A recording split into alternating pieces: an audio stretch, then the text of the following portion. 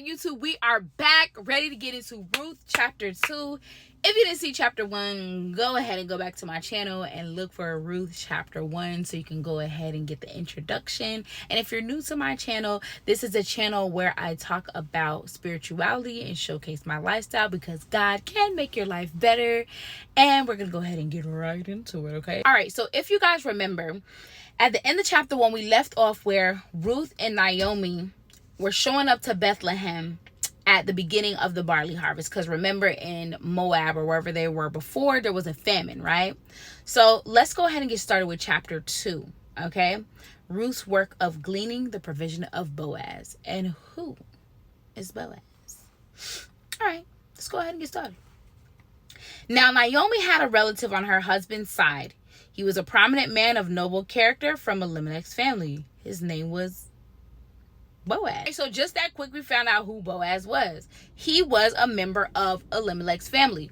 Now, do we remember who Elimelech was? Well, Elimelech was Naomi's late husband who had passed away. If you don't remember, go ahead and go back to chapter 1 so you can understand the genealogy and everything that was going on with the family. All right, cool.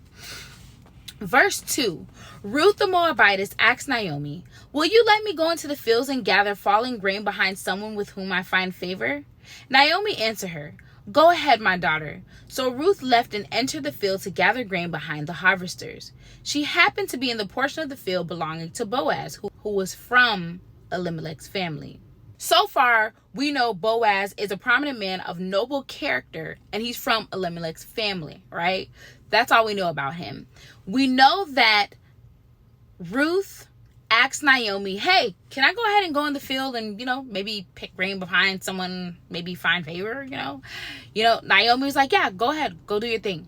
So when Ruth gets to the field and she was gathering grain behind the harvesters, it so happened that the land that she was in belonged to Boaz. So let's see what happens, okay? So it says, verse 4, Later when Boaz arrived from Bethlehem, he said to the harvesters, "The Lord be with you." "The Lord bless you," they replied. Boaz asked his servant who was in charge of the harvesters, "Whose young woman is this?" Right? So the servant answered, "She is the young Moabite woman who returned with Naomi from the territory of Moab." She asked, "Will you let me gather fallen grain among the bundles behind the harvesters?" She came and has been on her feet since early morning, except that she rested a little in the shelter. Verse 8. Then Boaz said to Ruth, "Listen, my daughter, don't go and gather grain in another field, and don't leave this one, but stay here close to my female servants. See which field they are harvesting and follow them. Haven't I ordered the young men not to touch you? When you are thirsty, go and drink from the jars the young men have filled." Verse 10 says, She fell face down, bowed to the ground, and said to him, "Why have I found favor with you, so that you notice me, although I am a foreigner?" Verse 11 says, Boaz answered her, "Everything you have done for your mother-in-law since your husband's death has been fully reported to me, how you left your father and mother and your native land, and how you came to a people you didn't previously know. May the Lord reward you for what you have done, and may you receive a full reward from the Lord God of Israel, under whose wings you have come for refuge." So I just want to take a pause there. Maybe Ruth never knew that when she was making the proclamation to be a ride or die, that she was actually going to receive so much favor, right? When you're in that mindset where you're just like, "Hey, I'm gonna do this. If I die, I die. If I live, I live." No one's really thinking about the outcome, right? But how beautiful is it that even in her decision to not go back home to her mom, her dad, her native people, that she is still finding favor where she's going. So at this point, I can imagine she's overwhelmed because it's like, I'm not expecting this. I'm just trying to get a little grain for me and my mother-in-law because, we going through it. And then boom, she shows up in this land. This man who she doesn't know, she finds favor with. And then on top of that, not only does she find favor with him, he literally was like, "It's been reported to me what you've done for your mother-in-law. So someone has been watching, someone has been observing, someone knows. Sometimes we do things and we think absolutely nobody knows or sees what we're doing. But even if no one knows or sees, we can always count on the Lord, our God, our Father, to know that, we're doing something. But the point of the matter that I'm making here is everything was reported to him. And then he literally ends his stance by saying, may the Lord reward you for what you have done, and may you receive a full reward from the Lord God of Israel, under whose wings you have come for refuge. So let's continue reading at verse 13. My Lord, she said, I have found favor with you, for you have comforted and encouraged your servant, although I am not like one of your female servants. At mealtime, Boaz told her, come over here and have some bread and dip it in the vinegar sauce. So she sat beside the harvesters, and he offered her roasted grain.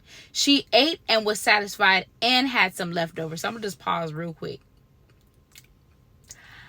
I am one of those people who really, truly believe that when I go out to eat, if I'm going to spend my good money, okay, I'm going to be full and satisfied, right?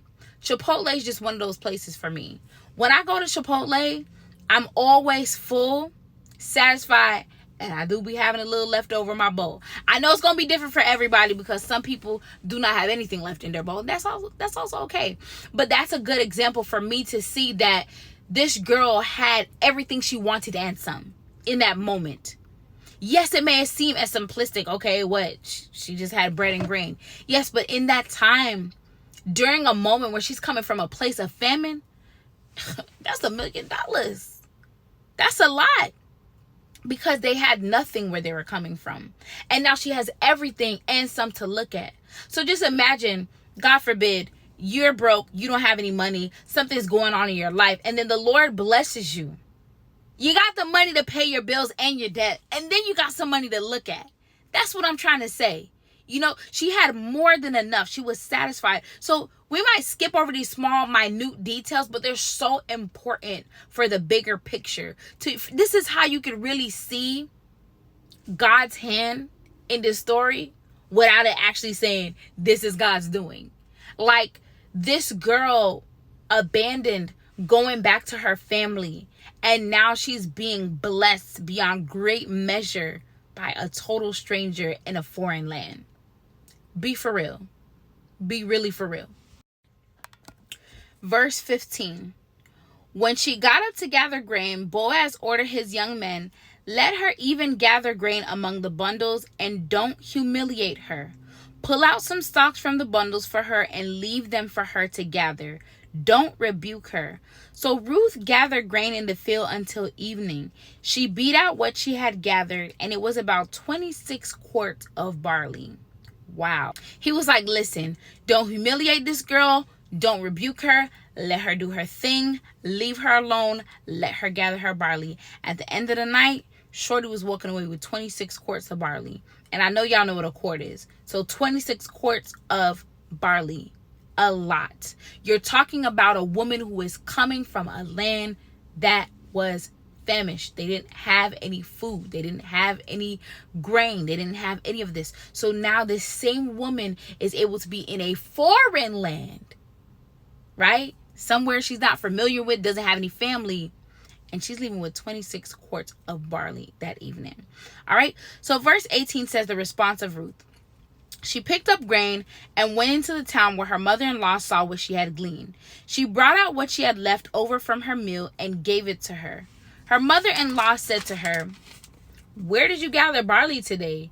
And where did you find work? Or where did you work? May the Lord bless the man who noticed you. Ruth told her mother-in-law whom she had worked with and said, the name of the man I work with today is Boaz. Then Naomi said to her daughter-in-law, may the Lord bless him because he has not abandoned his kindness to the living or the dead. Naomi continued, the man is a close relative. He is one of my family redeemers. 21. Ruth the Moabitess said, he also told me, stay with my young men until they have finished all of my harvest. Verse 22. So Naomi said to her daughter-in-law Ruth, my daughter, it is good for you to work with his female servant so that nothing will happen to you in another field. Ruth stayed close to Boaz's female servants and gathered grain until the barley and the wheat harvest were finished, and she lived with her mother-in-law. That last part, and she lived with her mother-in-law, shows you that Ruth is keeping her word. So somehow Ruth is now becoming the main character. Her entrance is really making way, because at first it was all about Naomi and Elimelech and Mahlon and Chilion. Now we're seeing where Ruth is becoming the main character, and how to an extent Ruth is almost saving her mother-in-law, saving herself. To be honest, I don't know about you guys, but I'm really loving this story so far. Because what some would say, man, I'm going back home. I done lost my husband. I lost my father-in-law. What am I, like, I'm going back to my mom and dad. And I'm going to just find a new guy to date. In modern time, be for real. That's what a woman would do. My husband died. My father-in-law's dead. I'm going back home. I mean, I love you, mommy. I'll check on you here and there. I'll call you. I'll text you. I'm going back home. But what Ruth did was noble. She didn't want to leave her mother-in-law alone. She didn't want to leave her alone to grieve. She didn't want to leave her alone to live. That's a very special type of love. To say, I know I have a family I could go back to. I could just go back home. I know my people. Matter of fact, I know this one guy who liked me since middle school. And I'm positive he's still single. I'm pretty sure he would marry me. You know, let's be for real. That's how our minds would process things. Ain't nobody like, yeah, I'm going to just live with my mother-in-law. I'm going to take care of her. I'm going to make sure she good. No, modern minds would be like, yeah, all right, mom, you know, let me go ahead and see if they can get you up in a nursing home or something, you know, adult daycare, whatever. And I'm going to just go do a thing. I'm going to try to smoke this one out or drink this one out because it's a little stressful. But I'm going to check on you. I'm going to check on you. You know what I'm saying? But what Ruth did was so noble.